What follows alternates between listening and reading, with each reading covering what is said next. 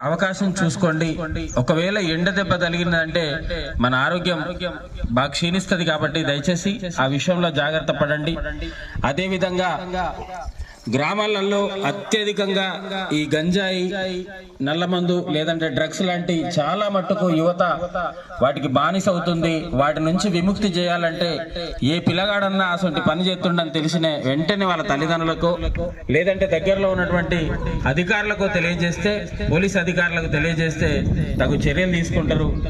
కాబట్టి మన గ్రామాన్ని మనం కాపాడుకోవాలంటే పక్కింటి ఏం జరుగుతుంది నాకేందంటే పక్కింటి నుంచి మన ఇంటికి వచ్చేదాకా మనకు అర్థం కాదు. కాబట్టి మన బిడ్డల మీద మనమే ఒక కన్నేసి ఆ గంజాయి, మత్తు మందు లాంటి మాదక ద్రవ్యాలను ఇక్కడ నుంచి వెళ్ళి పంపించే బాధ్యత మన మీద ఉందని తెలియజేస్తూ, అదేవిధంగా హెల్మెట్ లేని ప్రయాణం కానీ, లైసెన్స్ లేని ప్రయాణం కానీ ప్రమాదం. ఎంతో మంది బిడ్డలు రోడ్డు మీద రక్తసిక్తమవుతున్నటువంటి శవాలను మనం చేయాలని తెలియజేస్తూ, ఒక పద్ధతి లేక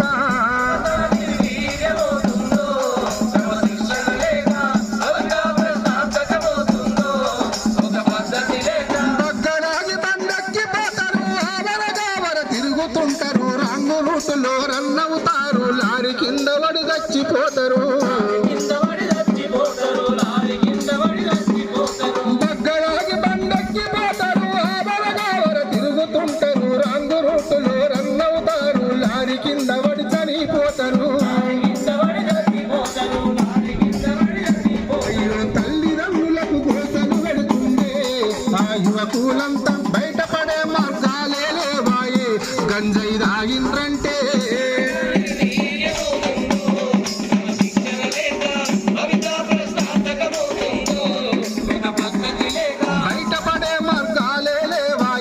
గంజాయి తాగిండ్రంటే బయటపడే మార్గాలే లేవాయే.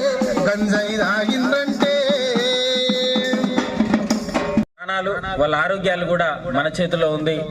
ఏ పిల్లగాడన్నా దారి తప్పినట్టుంటే వెంటనే మీరు వాళ్ళ విషయాన్ని అధికారులకు తెలియజేయాలి. దాంతో పాటుగా ఈ మధ్యనే రాజీవ్ యువ వికాస్ అనే కార్యక్రమాన్ని ప్రభుత్వం తీసుకున్నది. ప్రతి గ్రామాలలో యువకులను అప్లై చేసుకునే విధంగా వచ్చే నెల 5వ తారీఖు వరకు ఈ అవకాశం ఉంది. మీరు దరఖాస్తు పెట్టుకోండి.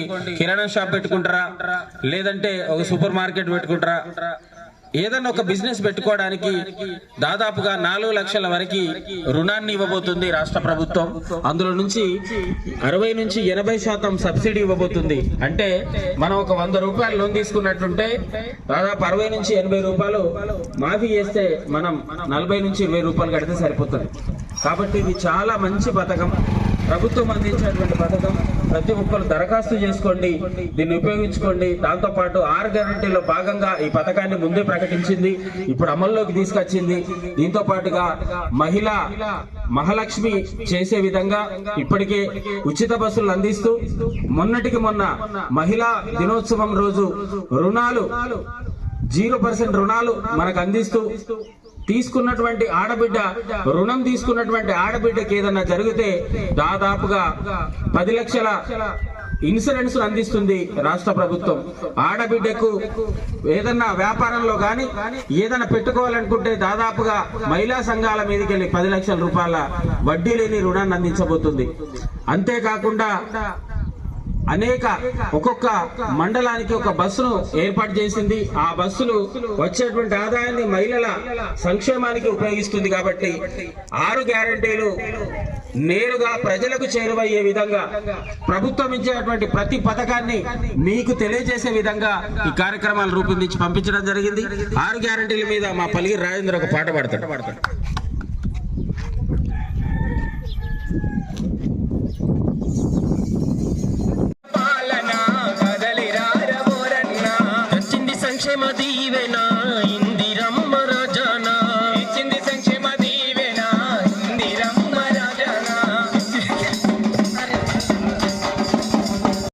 ఆర్థిక సాయం గ్యారంటీ, ఆర్థిక సాయం గ్యారంటీ. ఉద్యమకారుల కుటుంబాలకు ఇళ్ల స్థలాలు గ్యారంటీ.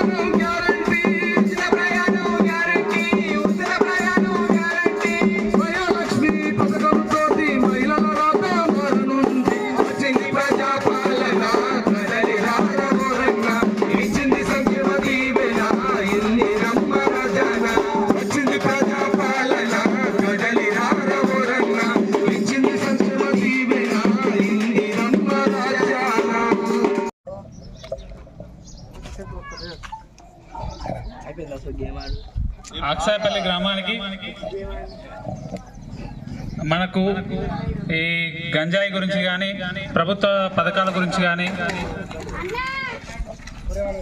అవగాహన కల్పించడానికి మన గ్రామానికి వచ్చేసినటువంటి కళాబృందం అందరికీ స్వాగతం సుస్వాగతం. ఇప్పటిదాకా మీరు ఇక్కడ ఉన్న వాళ్ళందరూ మన వీళ్ళు బృందం అన్న వాళ్ళు పాడిన పాటలు విన్నారు. మొదటి పాట గంజాయి గురించే పాడారు.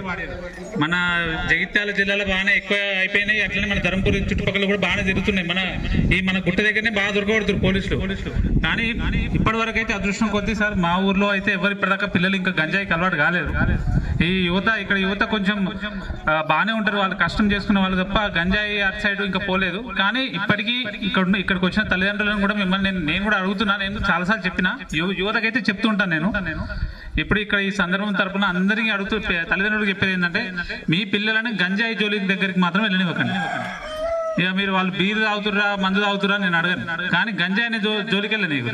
అది సింపుల్ గా ఒక్క మాట చెప్పాలంటే, గంజాయి ఒక్కసారి తీసుకున్న తర్వాత అక్కడ ఎదురుగున్నది అమ్మనా చెల్లియా వేరే ఆమెనా అనే విషయం కూడా తెలియదు. అట్లా దాసలోకి వెళ్ళిపోతారు, వాళ్ళు ఆ మత్తులోకి వెళ్ళిపోతారు. వాళ్ళు చేసేది మంచిగా చెడా, వాళ్ళు చంపుతున్న విషయం కూడా వానికి మంచిగా అనిపిస్తుంది.